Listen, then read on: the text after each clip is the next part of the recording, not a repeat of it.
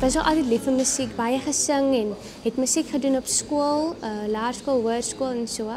Maar ek het myself as 'n hiphop doen, kon ses nie. Ek sien perfeksie bestaan nie. Ek is nie perfek nie en sonder foute is geen mens beraam nie. Op hoërskool moes ek my instrument was klavier, maar my oupa het vir my 'n keyboard gekoop waarop ek nog geoefen het en so by die huis moes nou maar.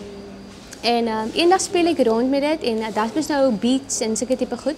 Nou die een beat spesifiek se naam is hip-hop. En ek speel toe en ek dink, "Oh, dit klink nogal cool. Ek gaan nou 'n voice note maak en ek gaan sommer freestyle hier op die ding en vir my neef speel."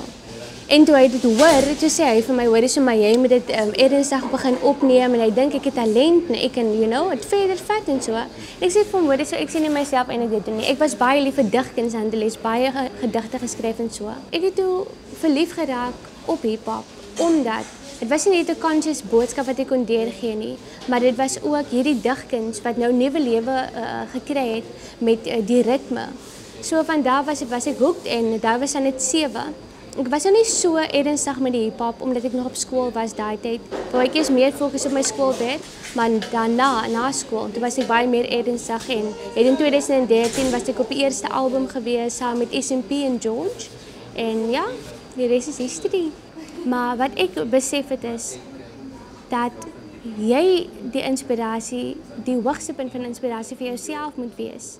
En heeltyd positiewe goed vir jouself sê, en heeltyd gefokus bly op hoekom dit belangrik is wat jy wil verwag. Moenie toelaat, wees geïnspireerd deur dinge, maar moenie toelaat dat dit jou so beïnvloed dat jy jouself verloor in die proses nie. Want dit wat jy na die tafel toe kan bring, kan niemand anders na die tafel toe bring nie. Mense is baie meer oop wat in terme van Afrikaans wat dit aanbetref. So verskillende klanke, hulle raak meer oop vir dit. Ek dink wat collaborations met hip-hop en ander genres aanbetref is verskriklik belangrik. Want baie keer sê mense hulle waardeer nie hip-hop nie, maar dan waardeer hulle goeie digkuns, hulle waardeer lyricism, goeie lyricism. En met hip-hop sal jy dit gewoonlik daar so kry, lyricism, want ons sit regtig verlang en fokus dat daar diepte en 'n goeie sterk boodskap is in die musiek. So soms moet die mense daai musiek weghaal. So wat ek baie keer doen is ek met sets en performances sal ek a cappellas gooi sodat die mense kan hoor wat ek sê. Want dit is nie net mense wat nooit hip-hop luister wat sukkel daarmee nie. Soms is dit ook hip-hoppers wat die gewoond is aan 'n spesifieke tempo van hip-hop. Of is dit miskien gemeng is met dubstep of wat ook al die invloed mag wees op die musiek. Hulle kan ook soms sukkel daarmee. So dit gaan my net oor om die mense te laat besef, hoor jy, so dit is eintlik iets wat jy maar sal like, selfs met die show wat ek gedoen het saam met Koenie en Hemelwesem, ooreenstem, ons het dit gedoen by Taalmonument en dit was die hele angle wat ons gevat het om te sê, gee dit net 'n kans, luister net weer en luister net weer, as jy agterkom is eintlik iets wat jy sal waardeer. In hierdie tydperk wat ons nou lewe, begin mense verveel te raak.